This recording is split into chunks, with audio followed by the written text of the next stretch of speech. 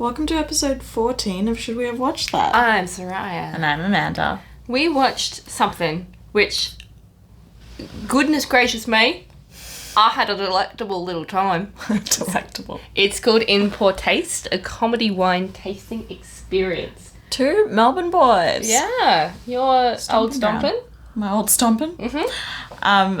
This was at the Elford.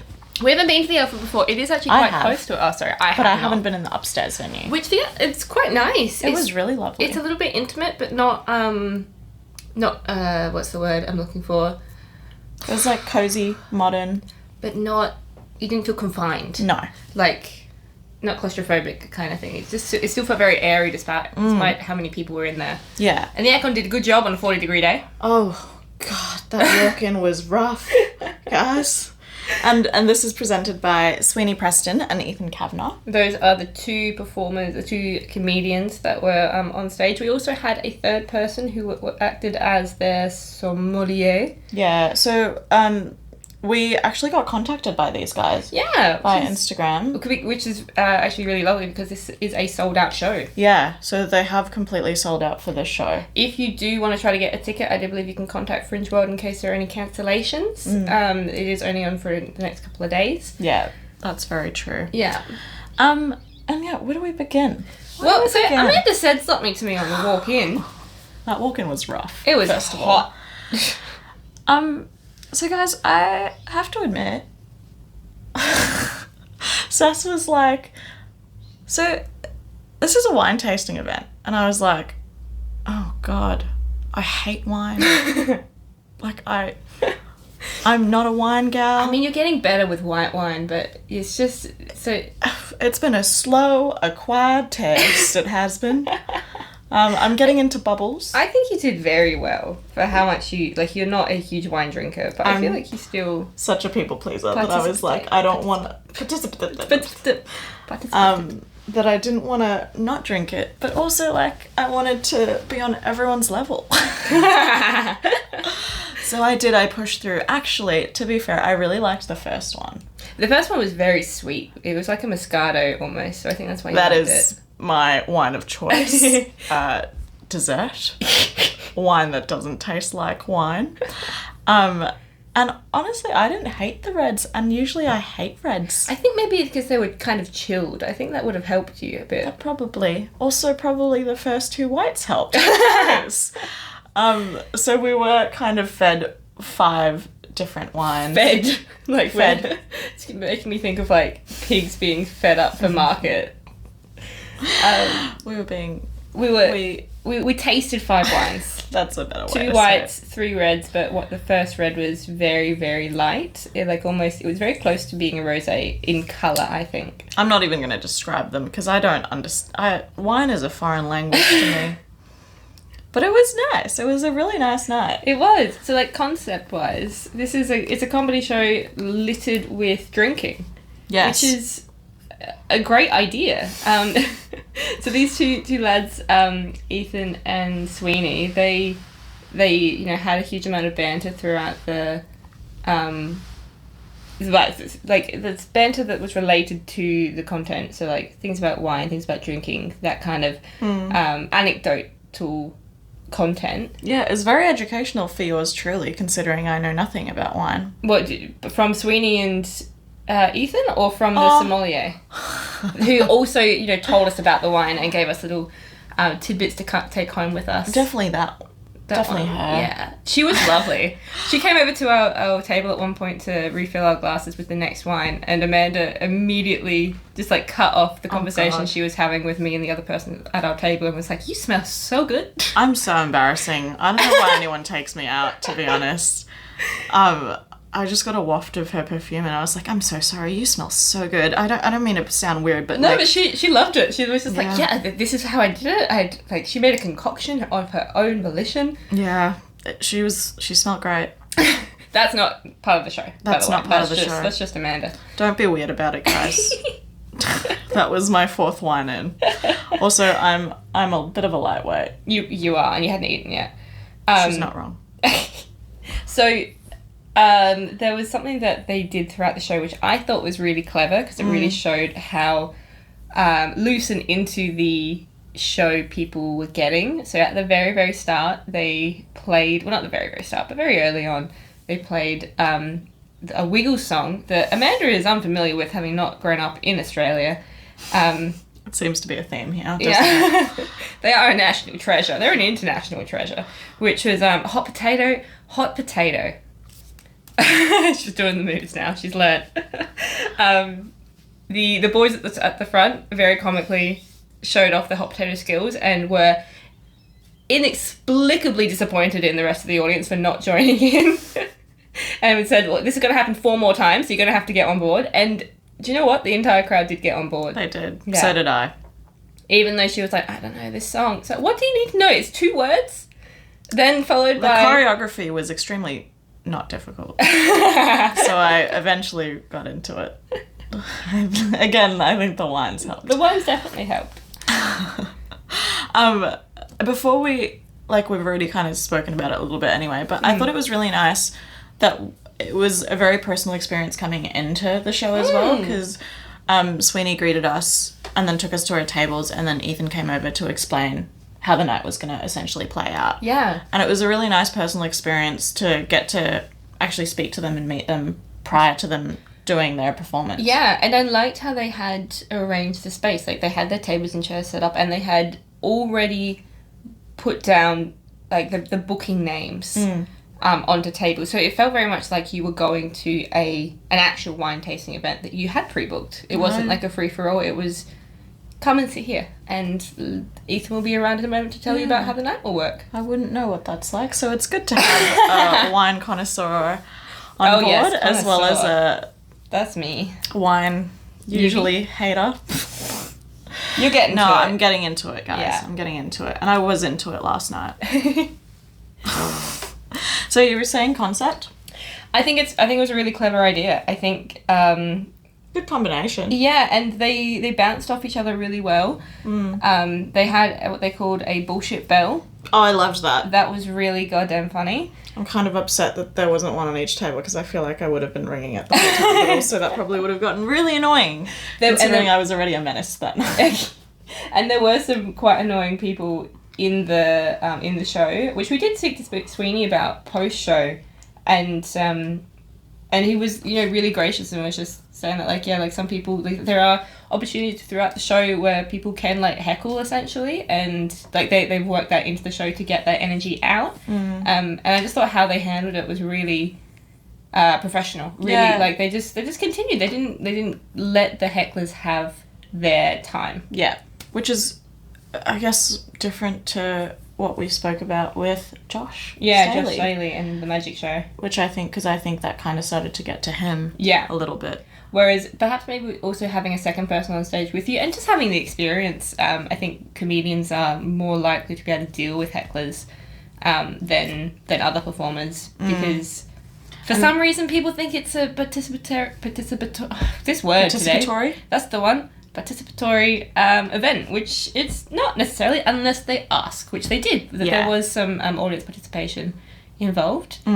I do think that my helpful little sentence might become an anecdote for later in their shows. If you're listening to this, she has high expectations. Don't disappoint her. Oh no, please disappoint me. Please don't use that in further shows. Yeah, I enjoyed the interactive nature of it. Yeah. I think I was a little bit like, I don't know. I'm so aware of not wanting to be a heckler as an audience member, just because, we're performers as well, and we know how frustrating and difficult it can be. But I think they navigated that really well. They did. It was fun to have the little intermissions in between as they were topping us up. I also really enjoyed, this isn't, I don't know, we have our favourite moment section closer to the end of when we do these podcasts, but I really enjoyed Ethan's introduction to each wine and demonstration of how to sip it. Yeah, and... That's quite nice. That's nice, actually. And the backstory to each one. Oh, so silly. It really painted a picture. I could see it. I could feel it. I was engrossed. It was atmospheric. I could, feel it. Surround sound. She could feel it in her fingers. She felt it in her toes.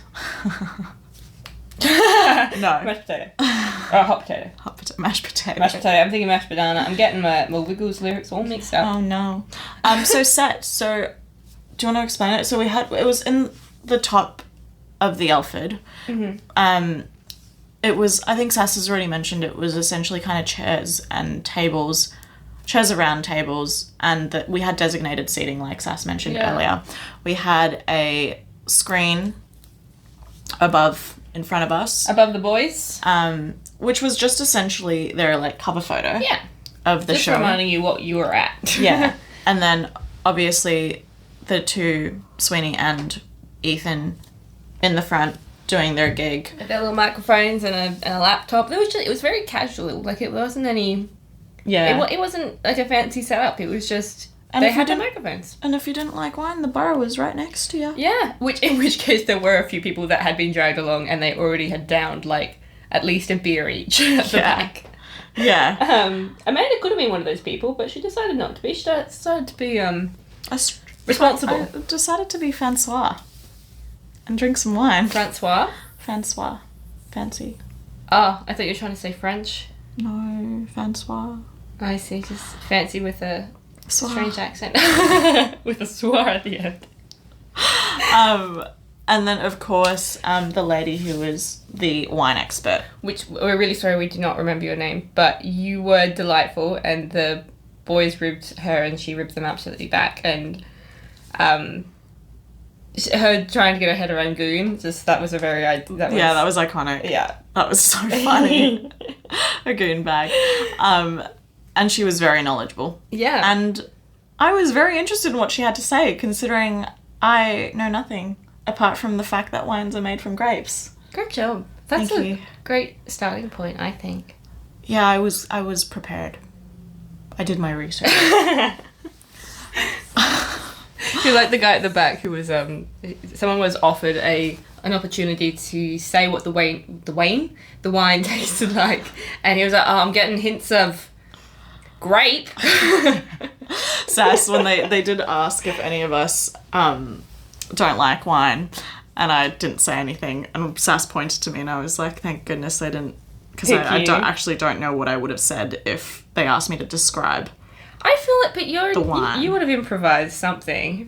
I'm getting hints of True, the acid. acting would have come in. I thought, look, I did get a bit of fruitiness in the first one. Yeah. And then I think, I feel like if they asked you about the reds, you would have been like, I'm getting a hint of burgundy, a bit of red. I was going to say red. Yeah. Anyway, this is all conjecture because this didn't happen. But sorry, let's get back on track. Topic. Yeah, lighting. It was all lit up. Everyone was. It was. There was beautiful windows as well, and it was a very hot day, and it wasn't a super late show as well. So we had some beautiful natural light. Yeah, and of course just the regular lights in the bar. Yeah, essentially there were no downlights that went off, that kind of thing. Like you could always see. Like it was like you were having a dinner show. Yeah. Kind of thing. Yeah. Yeah. But just with wine. Yeah. Characters. I thought they bounced off each other really well. They did great. It's very clear that they're very comfortable with each other. Yeah. 100%. The bullshit bell coming into effect so often that there's moments that they clearly just like improvised in that moment, and then the other person on stage just doing that bullshit bell that made the other person laugh. So for instance, when Sweeney would say something like off the top of his head and Ethan dinged the bell, and then Sweeney would burst out laughing because he wasn't expecting the bullshit bell. I liked that aspect of it because it did bring some serious freshness into it as well. And also to have audience participate in that bullshit bell as well was fun. And for them to not overuse it, I thought was really good. Yeah. The audience member was really restrained. Yeah, good choice. Yeah? They did great. I feel like that's a big red button for me that I just want to... smack. But I wouldn't do that. But, you know, the temptation's there. The temptation is there. The temptation's there. Favourite moment, Saz? I mean, I think I've got one. I want to say the wine. No, my favourite moment is probably them making fun of me for... they asked at one point for audience participation for about 15 different items. Oh, the red flag. To create a label for a wine. Like, you know, when you go to a bottler, you read the back of a wine and it's like, with a fruity aroma, this blueberry oak infused, da-da-da. Like, it just goes on and on and on. Mm-hmm. And you don't understand any of it. Yeah, so they were like, let's make a nice little label, everybody, together. Let's do it together. And so lots of different categories were thrown out there. Yeah. And the one that I participated in was red flags. I said mullets. Yeah, solid red flag. Disgusting. My red flag was handshakes after a date. I'm so sorry. And I really didn't expect them to pick it up as much as they did. It's a good one. It's a great one. Look. So that, I think, just because it is something they haven't heard and they were able to make so many jokes from it. She made the cut. I did. I was involved in the label making process. Sass's unfortunate event. There was a good outcome out of it. Yeah. You made the cut. Thanks. Yeah. I think my favourite moment was when Ethan did his bit with the wine and he actually spilt it all over his face. Yeah. And he was like, I've done this multiple times and this has never happened before. And he had to like walk off and essentially fix himself and clean the wine off his face. And I did enjoy... Look, hot potato was fun. I liked how much people got into it. Yeah. By the end, like, everyone's singing hot potato, Yeah. cold spaghetti, doing the moves. And also the demonstrations I enjoyed. Oh, yeah. Oh, yeah. Yeah. As in the boys dancing at the front. No, like the demonstrations of the wine. How to taste the wine. Oh, yes. Yeah. Yes, finding out what a tannin is. Do you remember? Yeah? No, I don't remember. I remember what Ethan said that you can't... told... Oh, Paula? Was that her name? The sommelier? I just slowly blinked at Sass. I couldn't see that. I don't know. Paula is a lovely Italian woman who I hope that's right. The sommelier was a lovely Italian woman, and she described tannins apparently in the first show that they did together as I remember the feeling of a tea bag on your tongue. Oh yeah. And Ethan was like, no, you can't say that here. It means something very different. That was hilarious. I don't remember what a tannin is. It's something about it's the feeling like of your a palate. paper. Yeah. Oh. But it's like the palate on your tongue, so like it's that kind of like tartness. Yeah, that makes you do that. Is how she described it to us. A bit of ASMR. Yeah. 3 words. Listen. It was an easy show. Like I don't mean that as a bad thing. Like it was light, it was relaxing, it was a good time at a pub. Yeah. Like it was easy. It didn't require a lot of like brain strength or anything like No. that. It was because I don't know. I feel like theatre for us is we're hypercritical of theatre, obviously, and we leave the theatre exhausted. Yeah, because I think our brain just goes a bit woo. Yeah, and we get so connected to it, and it's just and this was it was just easy. It was fun. You could just turn your brain off and enjoy cruisy. But I'm gonna stick with easy. Yeah. I'm gonna say yum.